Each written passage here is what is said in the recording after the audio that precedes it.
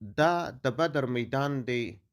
پوره 1445 کاله مخکې د هجرت په دوهم کال د روژې پر 18مه پر همدې میدان د بدر غزا وسوه.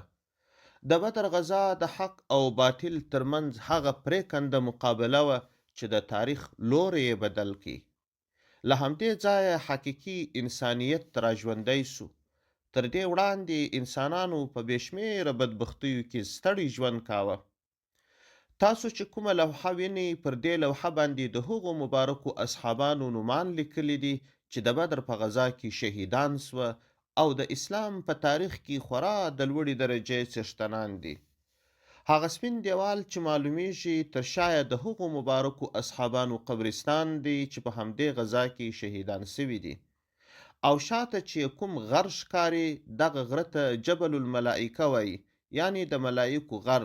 پر دې غره باندې د مسلمانانو د نصرت لپاره ملائکې راکښته سوي وې. هغه ژړه ودانۍ چې معلومیږي دا پر هغه څاه باندې جوړه سوې ده چې د بدر په غزا کې د قریشو وژل سوي مشران ور واچول سوه، لکه ابو جهل او داسې نور. فی الحال تشنابونه ورباندې جوړ دي.